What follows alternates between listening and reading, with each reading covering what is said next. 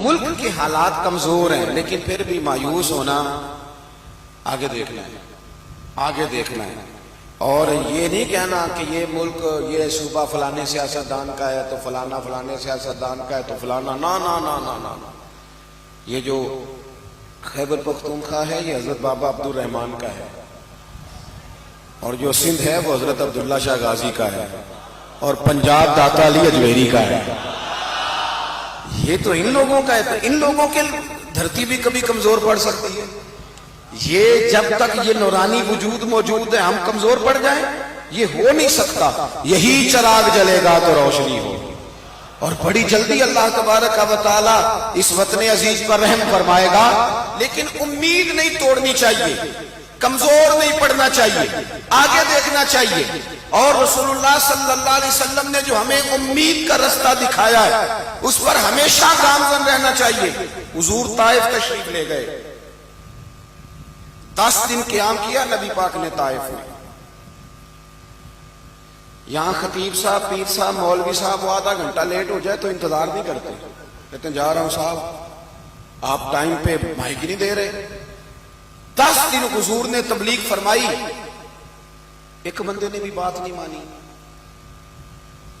جوانوں جلدی نہ پریشان ہوا کرو، ایک بندے نے بھی بات نہیں مانی، الٹا انہوں نے معاذ اللہ پتھر مارے، روڑے مارے، وجود نور کو زخمی کر دیا۔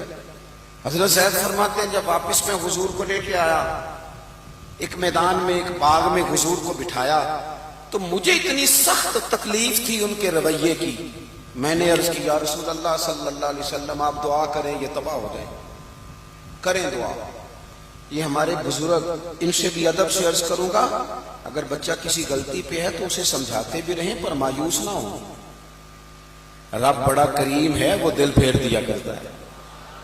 ہر وقت یہ بات نہ کریں کہ انہیں نہیں ٹھیک ہونا، یہ نہیں صحیح ہو سکتا، اتنی جلدی نہ ادھر ادھر نکل جائیں، آپ تھوڑا سا ٹائم دیں، تھوڑا سا۔ ہمارے ایک بزرگ تھے وہ فرمایا کرتے تھے، اور یار لوگوں کو حسن سلوک کر کے مار دو، تم حسن سلوک کرتے رہو، یہ بھی تو مار دینے کا ایک طریقہ ہے، یہ بھی تو ایک طریقہ ہے نا کسی کو مار دینے کا۔ میرے بھائی جلدی پریشان ہونا، فرماتے ہیں کہ میں نے عرض کی یا رسول اللہ صلی اللہ علیہ وسلم دعا کریں یہ طائف والے تباہ ہو جائیں، کہتے ہیں حضور نے ہاتھ اٹھا دیے۔ فرماتے ہیں جب کریم کے ہاتھ اٹھے ہوئے تھے تو میرے دل سے آواز نکل رہی تھی ابھی تباہ ہو جائیں گے طائف والے، ابھی تباہ ہو جائیں گے، ابھی بجلیاں گریں گی، ابھی عذاب آئے گا، ابھی پتھر برسیں گے۔ میں سوچ رہا تھا، لیکن حضور نے دعا کیا کی؟ کہا اے اللہ انہیں ہدایت دے دے، یہ جانتے ہی نہیں یہ کیا کر رہے ہیں۔ کہتے ہیں میں نے عرض کی یا رسول اللہ میں نے تو کہا تھا دعا کر دیں یہ تباہ ہو جائیں، تو میرے نبی پاک کی امید دیکھو کہاں تک جاتی ہے۔ حضور نے فرمایا تباہی کی دعا نہیں کرنی، اس لیے نہیں کرنی کہ اگر یہ نہیں نہ مانتے تو میری امید پھر بھی قائم ہے، مجھے امید ہے یہ نہیں بھی مانتے تو ان کی آنے والی نسلیں میرا کلمہ پڑھ جائیں گی۔ آپ جب ٹوٹ جاتے ہیں نا امید ہو جاتے ہیں، نا امید ہو جاتے ہیں، پھر خرابی۔ ہم یہ رشتے کیوں اتنی جلدی توڑ بیٹھتے ہیں؟ ہم نا امید بڑی جلدی ہوتے ہیں، کمزور بڑی جلدی پڑ جاتے ہیں۔ اور میں نے دیکھا ہے بڑی جلدی، ابھی وہ کچھ لوگ آتے ہیں یہ درویشی لائن میں بھی کہیں مرید ہو گئے، میرے پاس بھی آتے ہیں، وہ کہتے ہیں جی میں 6 مہینے ہو رہے ہیں پیر صاحب کے پاس جا رہا ہوں تو کچھ نہیں ملا، میں آپ کے پاس آیا تو میں کہ میں تے سارے تو نکما، یہ تے ہو رہے تینوں 6 سالوں میں بھی کچھ نہ لگے۔ او خدا کے بندے تھوڑا ٹھہر تو صحیح نا۔ اور یہ کچھ جو اس لائن میں آتے ہیں ان کو تو جلدی سے خوابیں چاہیے، فوراً خواب آ جائے، فوراً زیارت ہو جائے۔ بہت بڑی بات ہے سرکار کی زیارت کی بات کرنا، یہ بہت بڑی بات ہے، عمریں لگ جاتی ہیں۔ اتنی جلدی تو یہاں تک پہنچ گیا، اتنی جلدی، اور ذرا ٹھہر جا۔ ایک بہت بڑے درویش کو میں نے دیکھا، اللہ والے تھے، متقی پرہیزگار، شریعت پر عمل کرنے والے۔ کسی نے ان سے کہا کہ میں نے رات خواب میں محبوب کریم علیہ السلام کی زیارت کی ہے اور آپ بھی تھے، تو ان کا جواب پتہ کیا تھا؟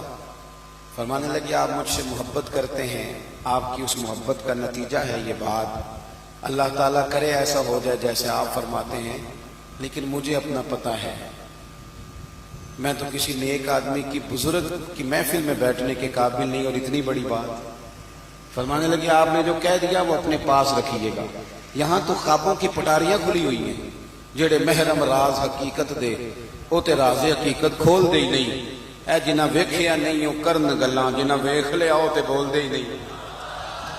جلدی نہ کریں، تھوڑا اپنی زندگی میں اطمینان۔ یہ ہماری پریشانیاں، مایوسیاں، تکلیفیں یہ بلا وجہ کی ہم نے اپنے اوپر طاری کر لی ہیں تو بے سکون ہو گئے۔ چوتھی بات سنیں، یہ جو ناشکری ہوتی ہے نا، شکوہ، یہ بے سکونی پیدا کرتا ہے۔ خاص توجہ سے سنو جوانوں، کیا کہنے لگا ہوں، شکوہ بے سکونی پیدا کرتا ہے، شکر زندگی میں سکون پیدا کرتا ہے۔ آپ خود بھی اگر شکوے والی بات کریں گے تو آپ اپنے، یہ نہیں کہ کسی نے آپ کو سکھائی، ہماری اپنی باتیں بھی ہمارے اوپر اثر کرتی ہیں۔ اگر ہر وقت شکوہ کرتے رہو گے تو دل شکوے کا عادی ہو جائے گا، پھر شکوہ ہی شکوہ رہ جائے گا۔ اگر کبھی ہنسنے والی کو بات ہم کرتے ہیں، ہنسنے والی سنانے لگتے ہیں، تو بات سنانے سے پہلے خود ہنس نہیں پڑتے؟ اگر رونے والی کبھی کو بات کرنے لگے تو بات کرنے سے پہلے رونا نہیں آ جاتا؟ اس کا مطلب ہے ہماری باتیں ہمارے اوپر بھی تو اثر کرتی ہیں نا، ہماری باتیں ہمارے اوپر بھی اثر کرتی ہیں۔ ہر وقت کا شکوہ فلانا ٹھیک نہیں، فلانا ٹھیک نہیں، بلکہ بعض تو ایسے نادان ہیں یہاں تک کہہ دیتے ہیں، دیکھیں جی والد صاحب کوئی ڈھب کا کام کر لیتے، وہ سارے ان کے ساتھ والے کہاں پہنچ گئے، یہاں تک شکوے آ گئے ہمارے۔ اعتراض، یہ اعتراض۔ اور دیکھو جی بزرگوں کے پاس گیا ہوں، میں نے ایک دو لوگوں کو یہاں تک کہتے سنا، کہتے نہیں وہ دیکھو جی فلانے بزرگ تو اب امیروں پر ان کی توجہ ہے، وہ تو میری طرف دیکھتے نہیں۔ تو میں نے کہا آپ کا مزاج ہی شکوے والا ہے، آپ جہاں بھی جائیں گے آپ کو یہی ملے گا۔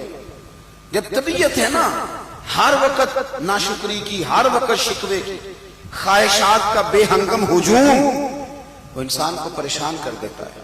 اور اگر مزاج شکر والا بن جائے تو پھر بندہ نعمتوں کا ذکر کرتا ہے، پھر وہ کہتا ہے جو رب نے مجھے دیا ہے نا وہ شاید کسی اور کو نہ ہی ملا ہو۔